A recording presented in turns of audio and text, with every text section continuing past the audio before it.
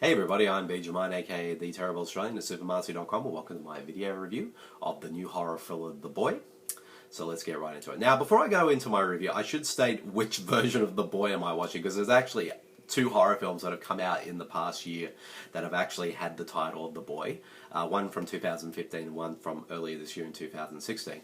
The one I'm talking about is the 2016 one, not the 2015 one, because that's the one that sort of had Rainn Wilson in it and was produced by Elijah Wood. So the one I'm talking about is the one that came out earlier this year, well, in the US that is, and it has a killer doll at the center of it. So, I mean, an evil doll at the center of it. So that's the one I'm going to be talking about for this review. So with that out of the way, let's get right into it. I should state right off the bat, I think dolls are pretty creepy. Not to say I'm frightened by them or anything like that, but there's something about them, particularly kind of ones that have sort of like made of porcelain and stuff like that, like the one in this film is. They they give me kind of the heebie-jeebies for some reason, because they have this sort of lifelike quality to them that kind of kind of creeps me out. So, and you know, and to be honest, I enjoy a good horror film that has sort of like an evil doll at the center of it. I mean, you know, with the, you know, the Child Play series kind of being the pinnacle of that. And kind of the,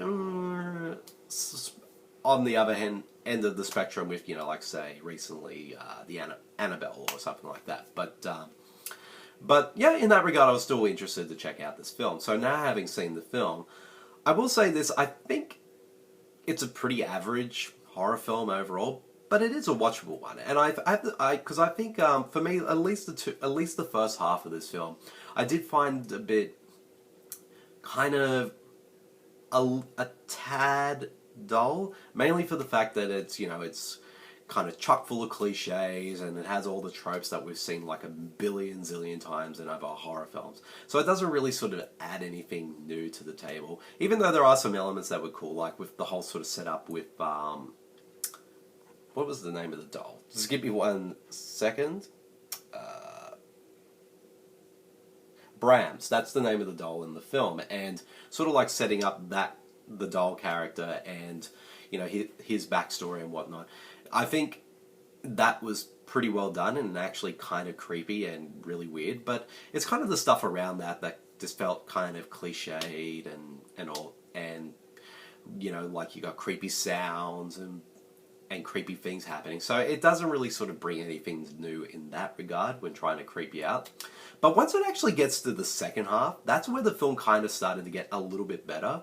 Mainly because it kind of there are things that happen in the second half that are kind of insane, and I actually thought they were actually made the film a little bit more fun than the first half did. So in that regard, I thought, okay, I actually would say that the film is kind of at least worth a rental in that regard because of that that last half. So, but, that second half. But in terms of like performances, everyone did decent work for what they were given, you know, but not particularly amazing work.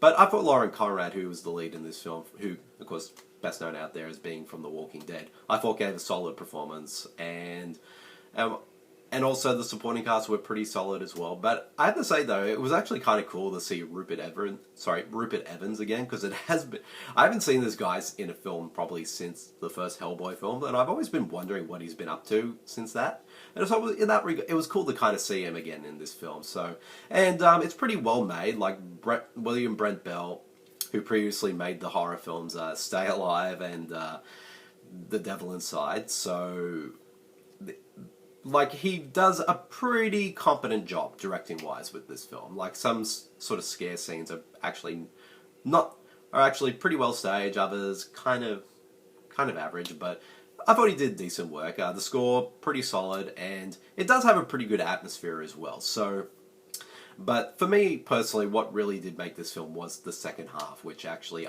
like I said before, I found quite entertaining and a little insane. So, in that regard, I think just for that alone, I'd say it's worth a rental. So, overall, The Boy, it is an average horror film and a pretty cliched one, but it is a watchable one, and I didn't regret, you know, going to see it. So, but like I said, it's really the second half of the film that's worth checking out for sure, because it just is a bit insane. So yeah, if I had to rate this film, I'd give it a solid 2.5. So yep, that's the end of my video review of The Boy. I hope you guys all enjoyed it, and I'll see you all later. See you everyone. Bye.